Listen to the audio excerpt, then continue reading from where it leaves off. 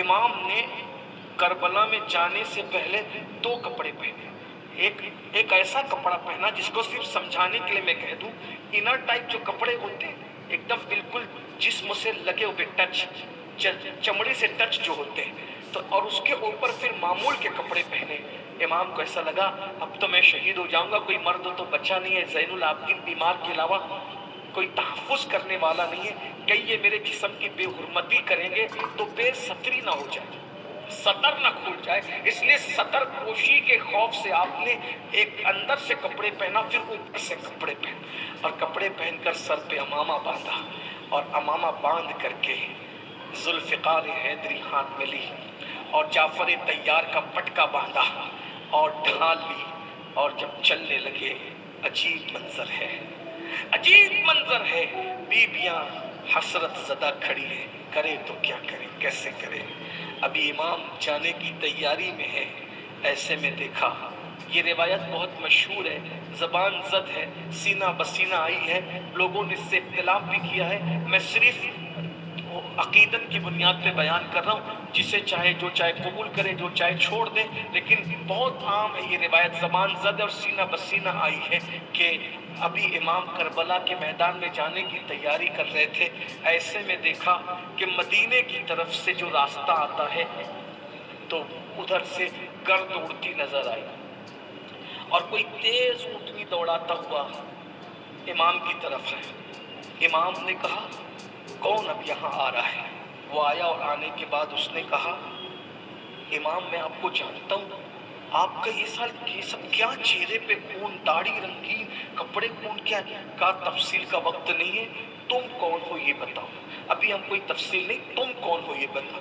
کہا مولا میں اہل بیت کا غلام ہوں، حج کے لیے گیا تھا اور اس کے بعد مدینہ منورہ گیا تھا.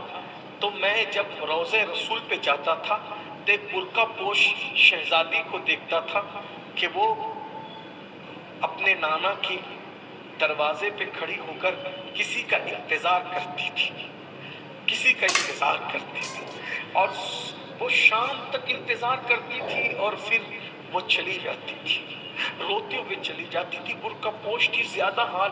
میں نے سوچا کہ اس کے معلوم کروں، معلوم نہ ہو سکے. ایک دن میں نے پوچھا بی بی آپ کون ہیں؟ تو اس نے کہا تمہیں کیا تعلق، رہنے دو. پھر میں نے کہا بی بی آپ بتائیں شاید میں آپ کے کام آ سکوں، میں مسافر ہوں، حج کے لیے آیا تھا، آپ کے نانا کی زیارت کے لیے آیا. آپ ایسا لگتا ہے کہ خاندان نبوت سے کوئی آپ کا تعلق ہے، جو رہن سہن کا آپ کا انداز ہے. کہا تو نے اگر جان لیا ہے تو میں سغرا ہوں، حسین ابن علی کی بیٹی ہوں. آپ روزانہ آتی ہے، انتظار کرتی ہے، پھر چلی جاتی کیا ہے؟ کہا میرے بابا مجھے چھوڑ کر بیماری میں گئے تھے، اب میں اچھی ہو گئی ہوں، ان کا انتظار کرتی ہوں کہ وہ آ جائیں، لیکن وہ آتے نہیں، کوئی خبر بھی نہیں ہے. ایک کام کرو، مجھے پتا چلا ہے وہ کوفہ گئے ہیں. آپ کا تعلق؟ ہاں میں کوفہ جا رہا ہوں، میرا تعلق کوفہ سے ہے، میں کوفہ جا رہا ہوں، ہم آپ کے محبین میں ہیں.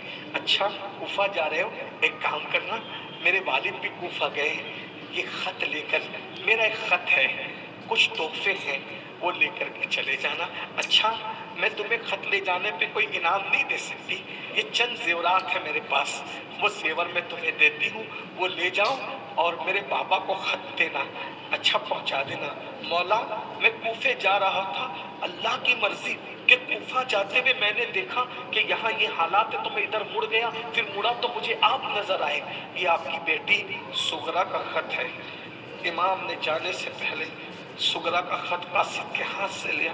پھر کہہ رہا ہوں یہ روایت سینہ بسینہ ہے، آپ چاہیں قبول کریں چاہیں چھوڑ دیں، میرا اپنا ذوق ہے، بیان کر رہا ہوں. سغرا کا، سیدہ سغرا کا خط لیا، لکھا تو دیکھا پیارے ابا جان آپ پر سلام ہو، اللہ کی رحمتیں ہوں. ابا جان میں آپ سے بہت ناراض ہوں، اور آپ سے زیادہ میں علی اکبر بھیا سے ناراض ہوں کہ آپ نے کہا تھا نا کہ جب تم اچھی ہو جاؤ گی تو خط لکھنا تو ہم تمہیں بلا لیں گے. کوئی خبر ہی نہیں کہ کدھر ہو، اتنا پتہ ہے کہ کوفہ چلے گئے، کسی کو بھیجا نہیں. میں نے دیکھے بابا اپنے بھیا علی اصغر کے لیے چند کپڑے سل رکھے ہیں، یہ کپڑے میں نے دیا، چند کھلونے، یہ میرے علی اصغر کو دے دینا بابا. اور علی اکبر کو سلام کہنا، اس سلام کے ساتھ یہ بھی کہنا کہ میں تجھ سے ناراض ہوں، تو مجھے لینے نہیں آیا نا، میں تو قاسم بھائی کو بھی سلام کہنا میں ان سے بھی ناراض ہوں، وہ بھی شکوے سے امیوں کو سلام کہنا، اصغر کو پیار کرنا، پھپھی کو یہ کہنا، پڑھتے جا رہے ہوتے چلے، پڑھتے جا رہے ہوتے۔ شہزادیاں کہہ رہی ہے، بیبیاں کہہ رہی، مولا کیا ہوا؟ کہا سغرا کا خط ہے، علی اکبر کے لیے شکایت ہے۔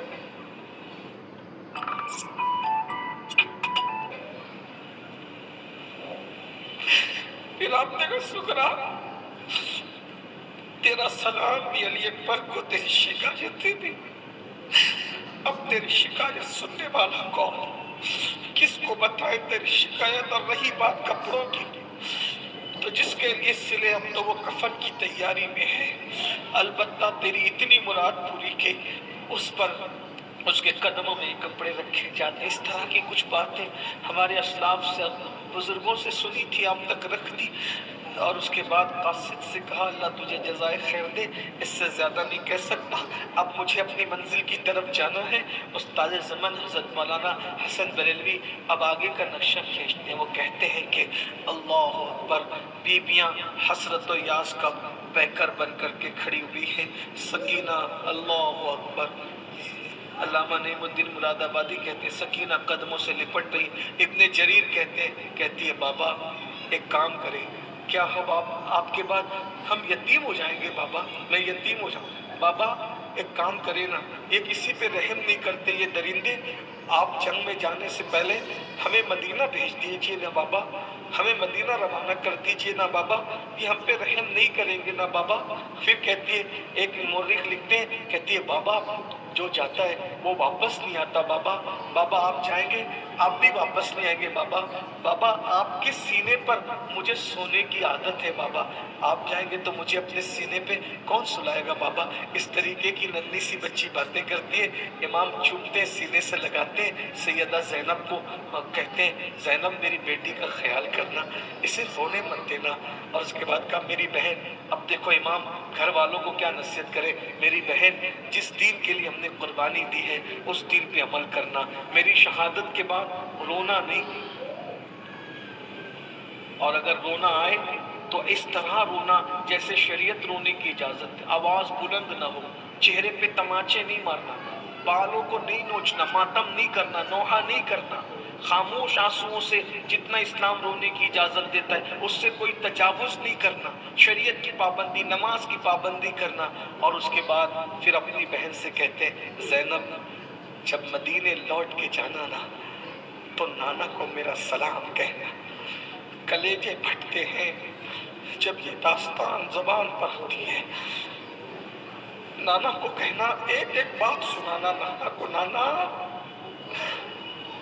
آپ کے بیٹے نے آپ کی نواسا ہونے کا حق ادا کر دیا، علی اکبر کی شہادت کی بات سنا، علی اصغر کی شہادت، قاسم کی شہادت، یہ سب بتانا، نانا کو سب بتانا، ساری داستان آپ کی امت نے کیا کیا وہ سب بتانا۔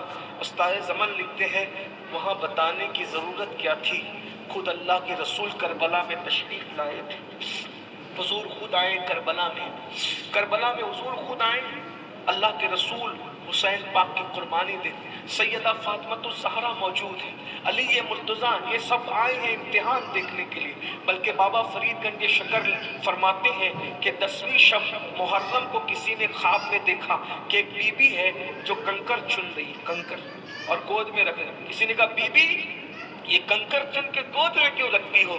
تو کہا کہ میرا بیٹا حسین کل کربلا کی اسی زمین پہ گر کر کے شہید ہوگا، ماں ہوں نا، میں سوچتی ہوں اس کو کنکر نہ چپ جائے، اس کو کنکر نہ چپ جائے، اس لیے میں یہ سب صاف کر رہی ہوں۔ اللہ اکبر، انبیاء کی ارواح موجود، ارواح انبیاء موجود ہے۔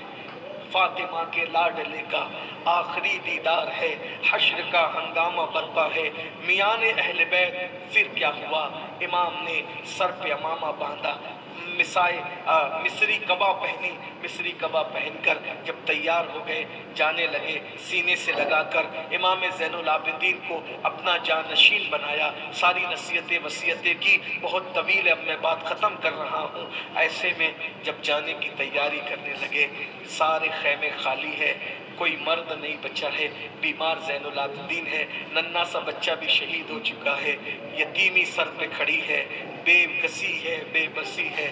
ایسے میں سیدہ زینب کو کچھ خیال آتا ہے، رکو رکو بھیا رکو، ٹھہرو، کیا بات ہے بہن؟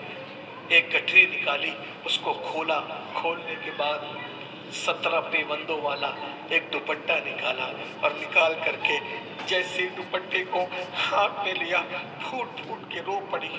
امام حسین بھی اس کو دیکھ کے رو پڑے۔ بہن نے بھائی سے کہا، اس کو پہچانتے ہو؟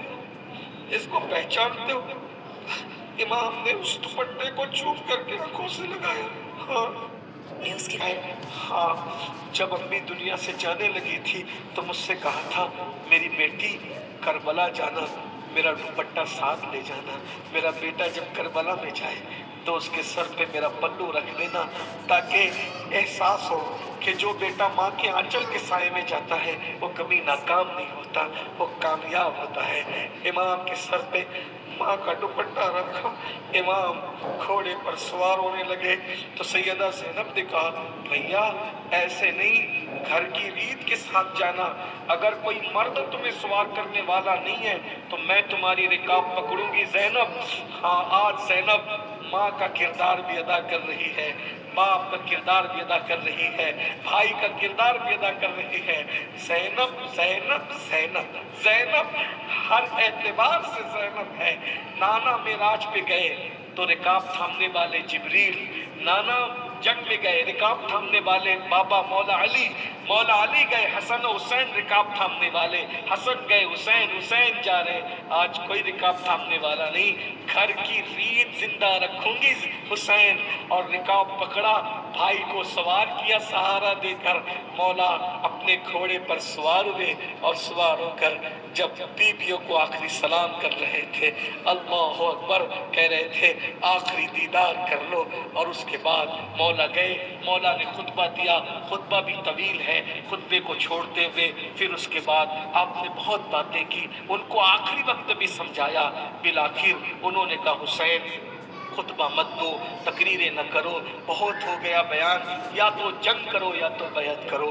میرے امام نے تلوار نکالی، اور تلوار نکال کر کے 3 دن کے بھوکے پیاسے صبح سے لے کر اب تک لاشیں اٹھاتے رہے اٹھاتے رہے اٹھاتے رہے، اور جب آپ نے جنگ شروع کی ہے، حیدر کرار کی یاد دلائی، جب قاسم علی اکبر کی شجاعت کا یہ عالم ہے تو علی اکبر کے باپ کو حسین کہتے ہیں، علی مرتضیٰ کے بیٹے کو حسین کہتے ہیں۔ جب مولا نے تلوار اٹھائی، پشتوں کے پشتے لگا دیے، اور بہت جنگ کی بہت جنگ کی، بالآخر جنگ کرتے کرتے تھک گئے، ظالموں نے چاروں طرف سے امام کو گھیر لیا، گھیرنے کے بعد اللہ اکبر چاروں طرف سے تیر کی بارش ہوئی، اللہ اللہ، اور امام علی مقام جب تیر کی برسات ہو رہی تھی، اتنی برسات ہوئی کہ کچھ لوگوں نے کہا 121 زخم تھے، کچھ لوگوں نے کہا 500 زخم تھے، کچھ لوگوں نے کہا 300 زخم تھے، لیکن زیادہ لوگوں نے کہا 33 اور 34 زخم کا مجموعہ ہے۔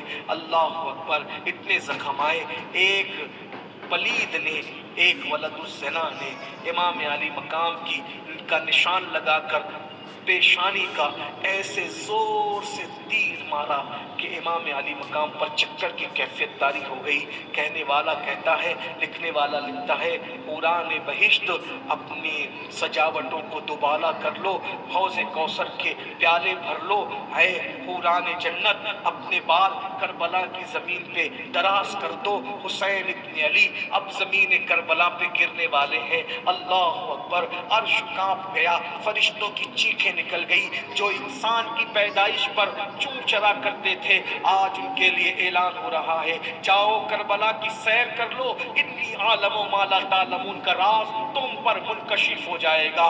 جنت بن سنور کر کے تیار ہو گئی، حوران بہشت اپنے بالوں کو دراز کرنے لگی، اللہ کے رسول کی زلفیں بکھر گئی، حضور علیہ السلام کی داڑھی شریف پر جو خون کے نشان تھے اور شہیدوں کے خون کے نشان اور گرد و غبار حضور کی داڑھی شریف پر چوم رہے تھے. حضور کا جبہ مبارک، لباس مبارک اور شہیدوں کے خون سے جو اللہ اکبر رنگین ہو رہا تھا اور ہاتھ میں شیشہ تھا. حضور نے سارے شہیدوں کے خون اس شیشے میں جمع کیے تھے. اب اللہ کے رسول کو آخری خون امام حسین کا اس شیشے میں رکھنا تھا. کیا کیفیت ہوئی ہوگی، کیا حالت ہوئی ہوگی. رسول اللہ کی یہ کیفیت کا اندازہ لگاؤ.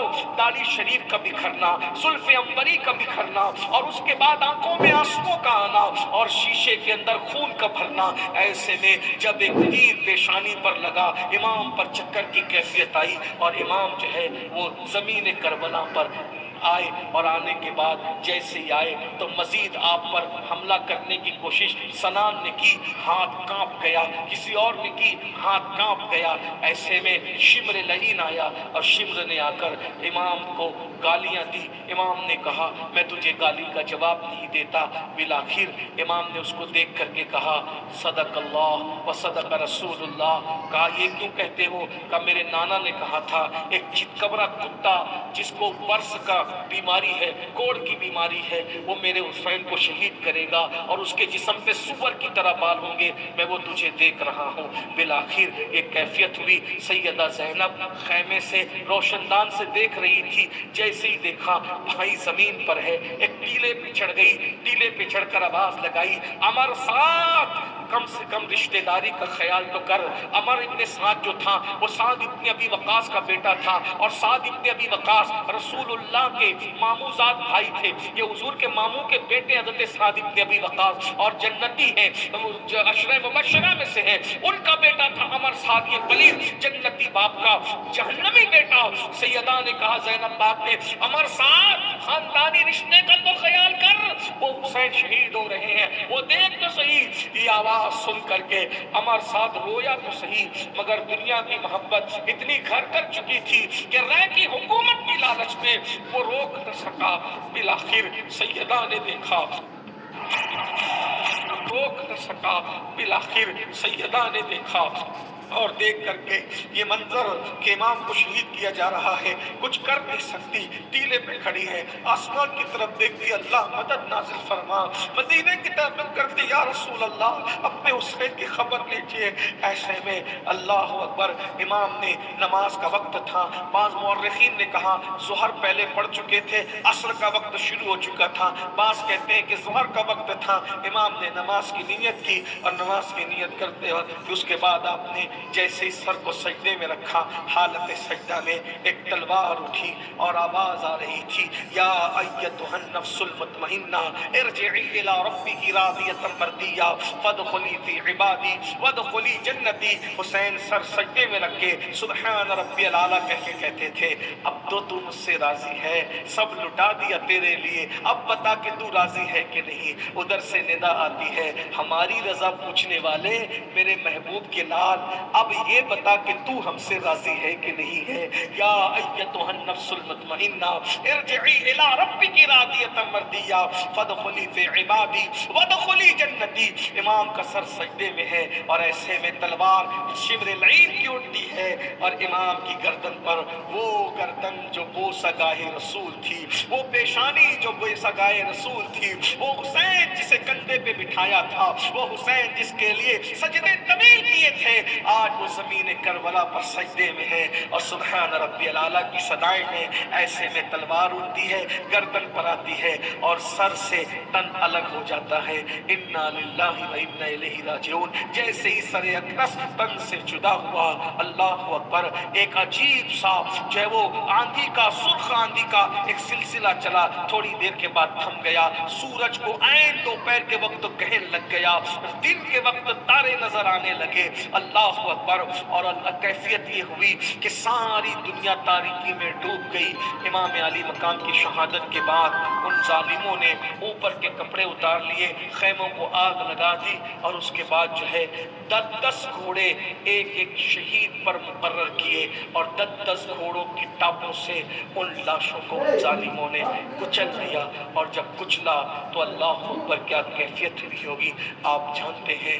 اس کے بعد بیویوں نے آنکھوں سے آنسو بہائے. ایک ظالم اندر آیا جس کا نام خولی ابن یزید تھا، نیلی آنکھ والا تھا، کنجی آنکھ جس کو کہتے ہیں. اندر خیمے میں داخل ہوا. سیدہ زینب کہتی ہے امام زین العابدین کے نیچے جو بستر تھا وہ بستر بھی وہ چھین کر لے کر کے بھاگا، جھولے لوٹے، یہاں تک کہ سیدہ سکینہ پاک کے کان کی بالیاں تک چھین لی.